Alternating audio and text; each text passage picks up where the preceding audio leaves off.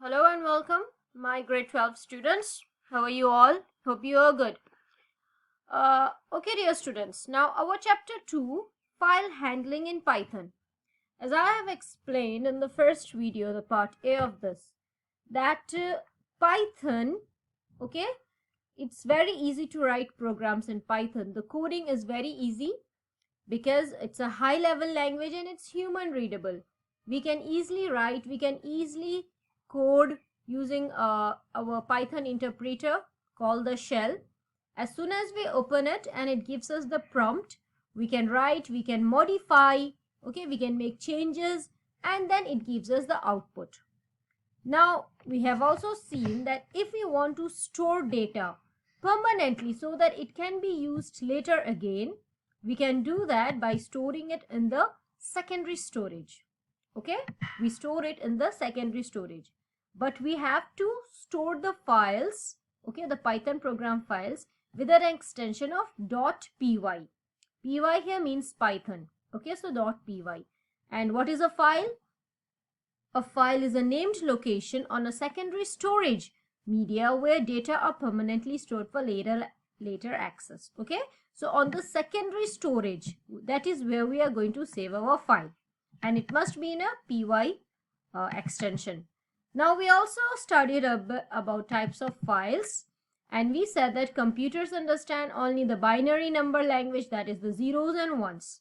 Okay, so definitely there must be the binary file, and then the text file which we humans can understand. Okay, so the whole scenario is just between we, the human beings, the programmers, the users, and our machine, the computer. So the main two languages will signify the main two types of files. Keep this in mind. One is the text file, which consists of the human readable characters. Okay, and it can be opened by any text editor. Text editors such as Microsoft Word, Notepad, WordPad. And the binary files are made up of non-human readable characters and symbols, which require specific programs to access its contents. Okay, so the binary files, that is the zeros and the ones and some more symbols, it is made up of it, which humans cannot read. Okay, non-human, it is for the computers. So a text file, human readable, which a computer cannot understand, and binary files, which is non-human readable, but computers can understand. Today we are going to study how these files are opened, how they are closed. Okay, so we are now going to see opening and closing a text file. Now, in real-world applications, computer programs deal with data coming from different sources like database. Now, when we are writing programs, okay, when we make use of data, we store them and we make use of them from different formats. Okay, the files that we are making use of in our computer system has different formats. You know it, we have Microsoft Word files, we have Microsoft Excel files, we have Microsoft PowerPoint files, okay, the presentations which makes use of slides.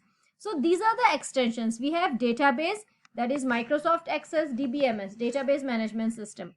Then we have the CSV files, the Excel files. We have the HTML, that's hypertext markup language. These are our web files. We can easily make these files, make simple programs using Internet Explorer or even Google Chrome. Then we have the XML and then the JSON. These are also web pages that we can create. Now, we generally access files either to write or read data from it. But operations on files include creating and opening a file, writing data in a file, traversing a file, reading data from a file, and so on. Now look at the operations that are done on a file. That is, what are the different tasks that we can do. Remember, we have always said that a computer is used for typing, for gaming, for designing, okay, for photography, for editing, stuff like that. So now, like a file, what do we do in a file? Okay, creating and opening a file, writing data in a file, traversing a file, reading data from a file. These are few examples.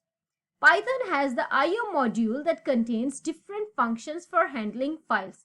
The IO module, that's the input-output module. Okay, that is, as we know that Python has its own standard library which consists of built-in functions, okay, built-in operators, built-in all kind of operations that we can perform, they are already existing. So in the same manner, it has the input-output module also. Now let's begin with the first part, which is opening a file. Now to open a file, this is the function open, and then we have the blank brackets, and then this is the syntax. File object equal to open, the file name, and then the access mode. Now file object, okay, and then open, then the name of the file, which must be in a .py extension, and then the access mode. What kind of operation do you want to have? Is it only read? Is it read and write? Is it okay, only writing mode? Is it updating mode? Is it appending mode? This function returns a file object called file handle, which is stored in the variable file object. We can use this variable to transfer data to and from the file by calling the functions defined in the Python's IO module. Let's understand this quickly. Now this function open, okay, file name and then access mode, what does it do? It creates an object.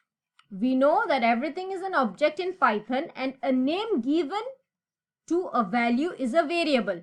We also have studied this. Now file object is a variable that has been created, which contains the value and the function open, file name, and access mode. And what is it used for?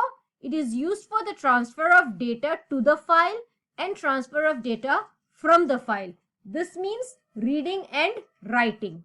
And the first thing we do is call the function. Remember, we must call a function so that the operation can take place. Now the file object has certain attributes that tells us basic information about the file.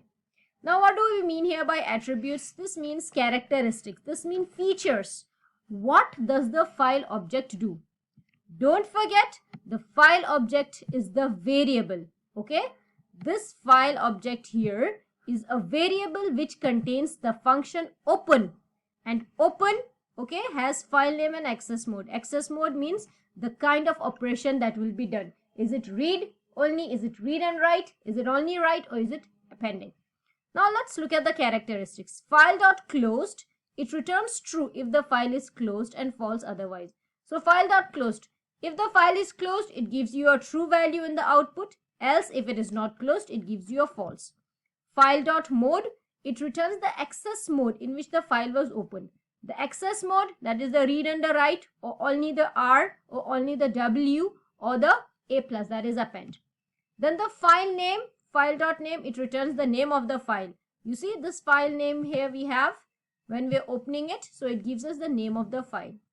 The file object establishes a link between the program and the data file stored in the permanent storage.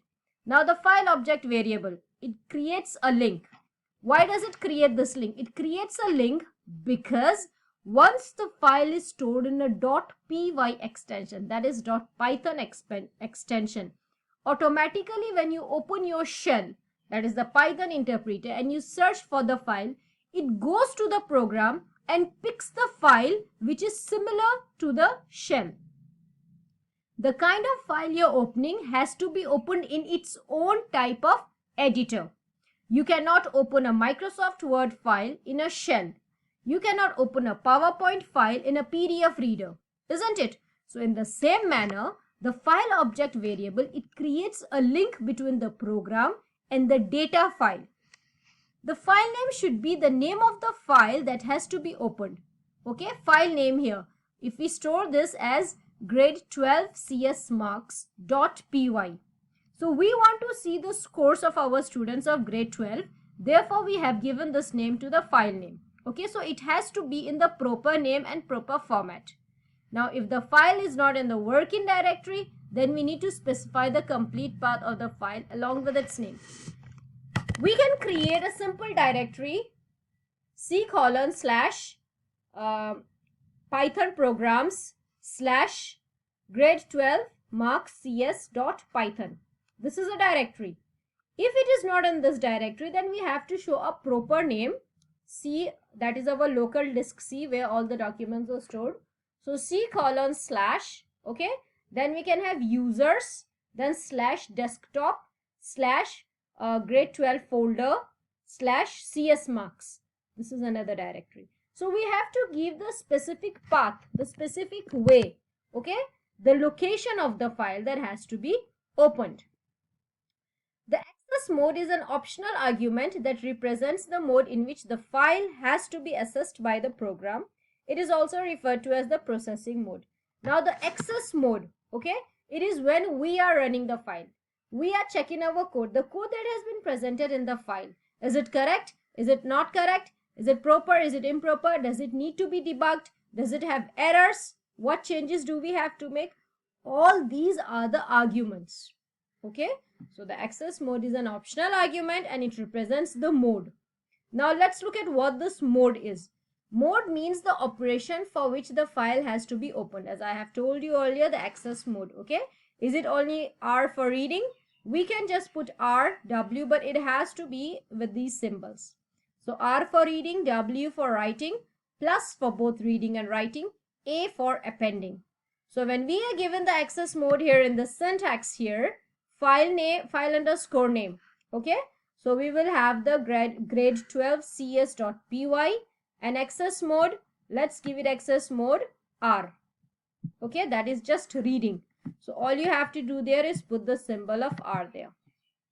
And the default mode is read mode. So whenever you open a file, default automatically it comes in the read mode. Now by default, files are opened in text mode. That means strings can be written or read or written. Now in a program, when you open it, you can only read it. But if it is a text file, it opens in the read or write mode. Now let's quickly have a brief view about these modes here. The R, which means the file will be opened in a read-only mode.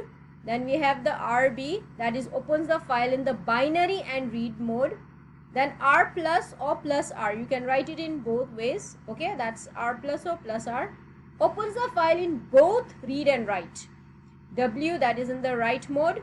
Then we have WB, that's read, write, and then the binary.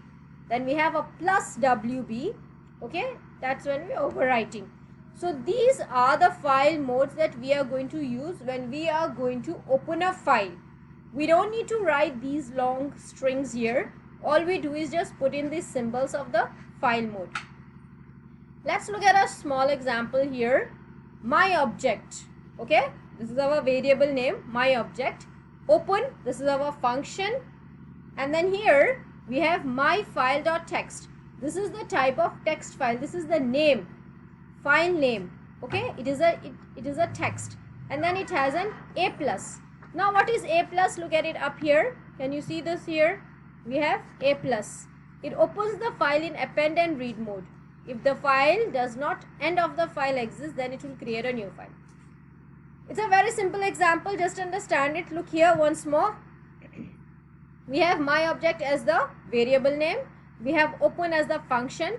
Inside it we have the file name, myfile.txt, and then we have the access mode, which is the A plus. This simply means that we open the file in an append and read mode. So the file myfile.txt is opened in append and read modes. The file object will be at the end of the file. That means we can write data at the end of the file, and at the same time we can also read data from the file using the file object named myObject.